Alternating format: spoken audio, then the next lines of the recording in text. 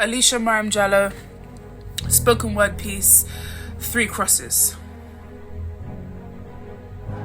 Three crosses. Three crosses. Three crosses, one king, two thieves.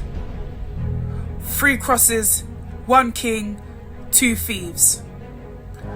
How could they bury their king with their greatest sinners? The weight. Was it the weight of a cross weighing 120 to 150 pounds heavier than the minimal meat left on his starved body? Whipped, chained, mocked and spat on body? No.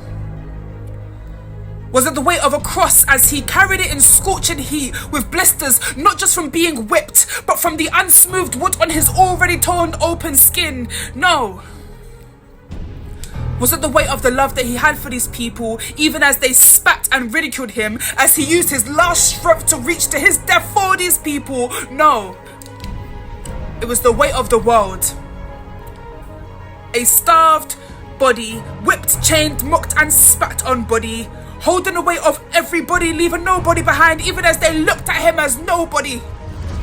Shots, blood shots, blood clots in his eyes, nobody. Bleeding gums from Mr. Nobody. A leaking skull from Mr. Nobody. From the thorns of a jujube tree, Mr. Nobody, who claimed to be the body, is no more nobody. Three crosses, one king, two thieves. How can they bury their king with their greatest sinners? Three crosses, one king, two thieves. How can they bury their king with their greatest sinners? Three crosses, one king, two thieves. How can they bury their king with their greatest sinners?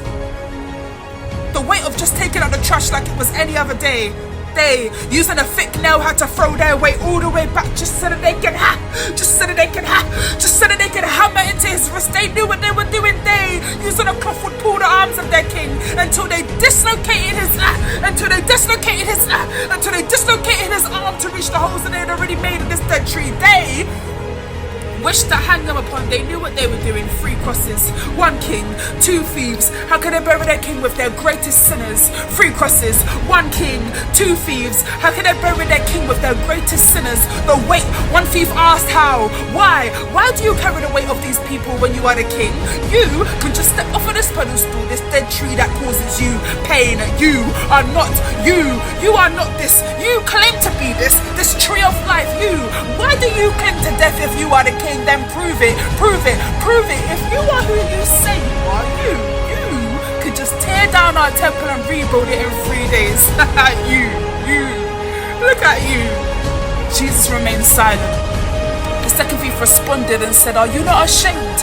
Are you not embarrassed? We deserve this and he does not." Then he turned to Jesus and said, "Jesus, please remember me. Please remember me when you get there." Jesus replied, "I will remember you. When I get there, we'll be there together." How many of us continue to mock Jesus, laughing in our sin whilst wearing our cross? After the king was lashed, stabbed, and pierced for our transgressions, he said, "It is finished." And yet, even in knowing this, you continue to hang him up and do it all over again. You continue to hang him up and do it all over again. All over again. Three crosses, one king, two thieves. How could they bury their king with their greatest sinners? All over again. Three crosses, one king, two thieves. How could they bury their king with their greatest sinners? All over again. Three crosses, one king, two thieves. How could you bury your king with your greatest sins?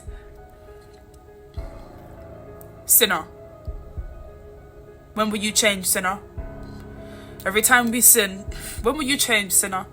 How many of us continue to mock Jesus, laughing in our sin whilst wearing our cross? And how many of us will turn to Jesus and ask him, "Will you remember me?"